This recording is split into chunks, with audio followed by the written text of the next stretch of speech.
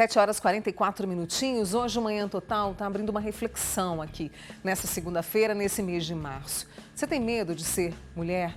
É um sentimento que já passou por várias amigas, por mim, eu já senti e sinto esse medo também, vou confessar aqui para vocês. Agora, por que ele se tornou tão real, né? E aí a psiquiatra, a doutora Elisa Oliveira, está trazendo para a gente algumas estatísticas e os casos que a gente sempre vê.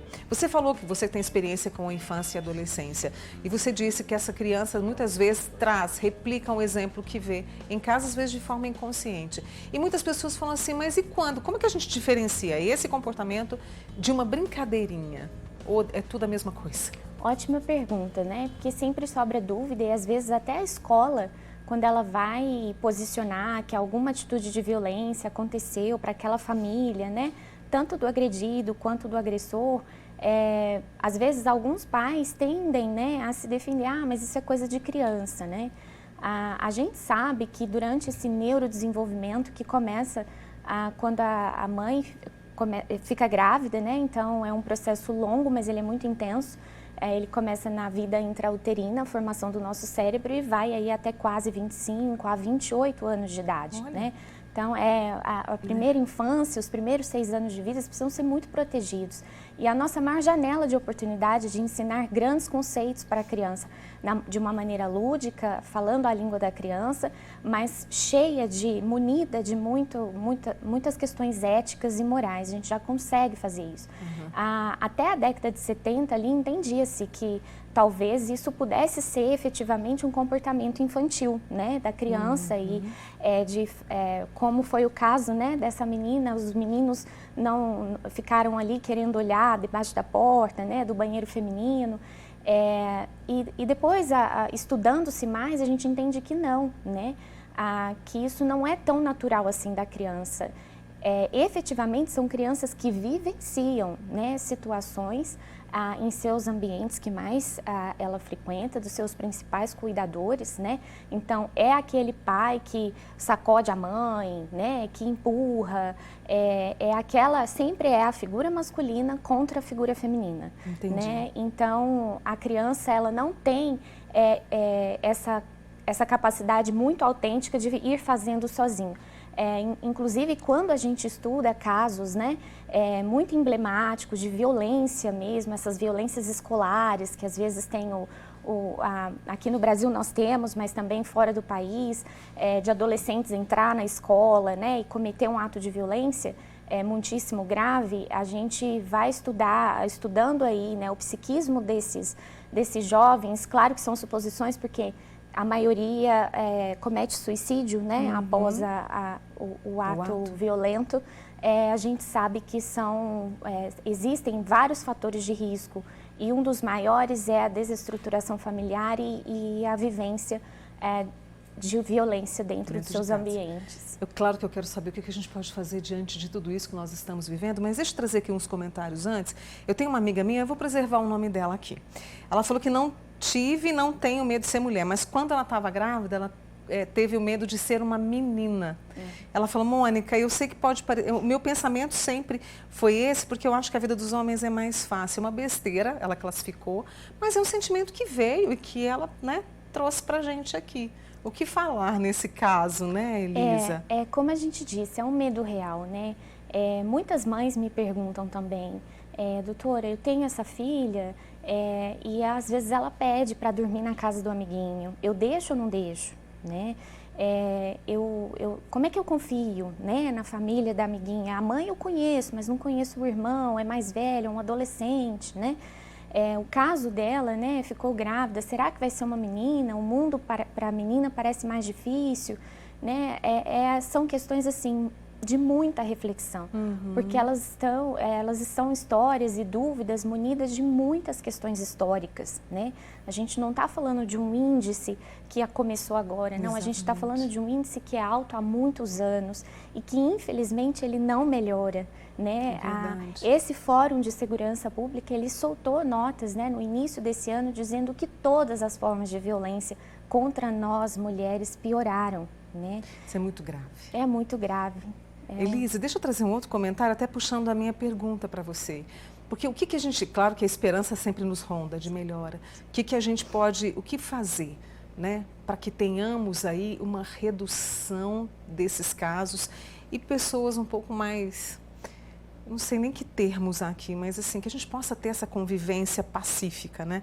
Eu tenho uma filha de 11 anos, ela está sofrendo bastante, separou do pai dela porque ele era violento, foi um homem violento com ela.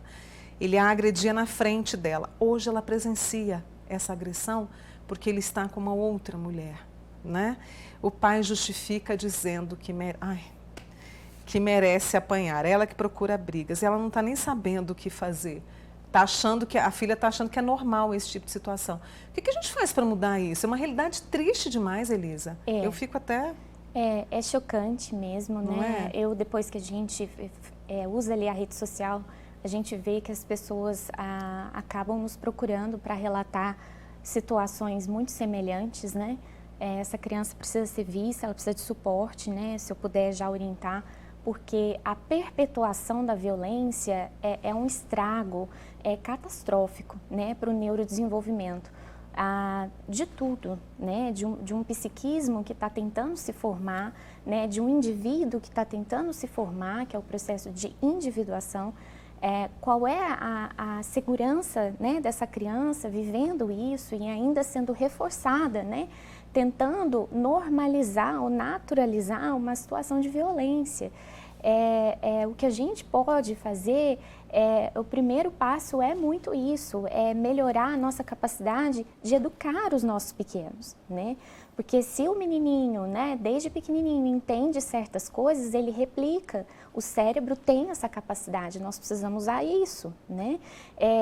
Diminuir condições de falas muito violentas do tipo, menino não chora, né, menino não usa cor de rosa. Isso é perpetuação de um machismo que reforça a violência masculina contra a feminina, né? A gente precisa dar suporte a essas mulheres, né? Criticar menos as mulheres, né? O jeito que ela fala, o jeito que ela dança, o jeito que ela se comporta, né? É aquela coisa, né, Mônica? O nosso cérebro, ele tem todas as suas potências. Nós podemos pensar muitas coisas, mas a gente não pode falar tudo que a gente pensa. Eu posso considerar muitas coisas sobre o outro, mas eu não aponto características no outro, né? E isso, a criança, ela ensinada, ela consegue internalizar isso, né? A partir de conceitos simples, às vezes, né? De manejo simples de que violência não se resolve com violência, que gentileza gera mais gentileza, né? As crianças, elas precisam de mais ternura, os pais precisam estar mais presentes, né? Dentro do consultório eu vejo pais extremamente preocupados com o ter, né? Eu tenho que dar isso, eu tenho que dar isso. Não, você precisa ficar com o seu filho. Uma educação emocional? Muita educação emocional. Isso a gente consegue fazer e não é difícil, não. Não é difícil, né? Basta ter essa disponibilidade, essa disposição mesmo com esse tempo nosso, Exatamente. Com esse mundo nosso. Exatamente, Mônica. A gente consegue, no mundo de hoje, às vezes os pais eles estão mais preocupados, né? Isso é muito frequente. Onde que vão morar, se a casa vai ser legal o suficiente, se vai ter conforto suficiente. Isso é claro. Que bom, pode-se pensar Sim, assim, claro. né? Mas aqui, né, e junto aos colegas psicólogos que eu tanto trabalho junto, a gente tende sempre a lembrar, né, que a criança precisa dos pais. Ela não precisa da casa legal com piscina chique, né? Ela precisa dos pais, ela precisa ser reforçada naquilo. Os pais, eles precisam, assim, buscar um amadurecimento interno dentro deles, né? E isso até me fez agora, Mônica, lembrar uma frase de um ator brasileiro, né, um escritor também, que é o Selton Mello. E uma vez ele disse, né, veja, as gerações atuais, elas precisam de terapia, de suporte psíquico, porque as anteriores não fizeram. E é para a gente pensar sobre isso, né? E os jovens dessa geração, eles estão sim mais prontos para receber esse tipo de suporte psíquico mesmo, mais do que as gerações anteriores. Elisa, que prazer conversar com você. Claro Obrigada. que logo você volta conosco, porque é um assunto que a gente precisa sempre alinhavar, sempre costurar. Acho que a gente deu um passo inicial para que a gente olhe para esse medo, para que a gente olhe para essas crianças, para esses adolescentes e que todos nós possamos fazer ali uma roda. Sim. para discutir isso, para que o medo não seja constante e para que a convivência seja sempre pacífica. Obrigada, Elisa. Eu que agradeço. Obrigada.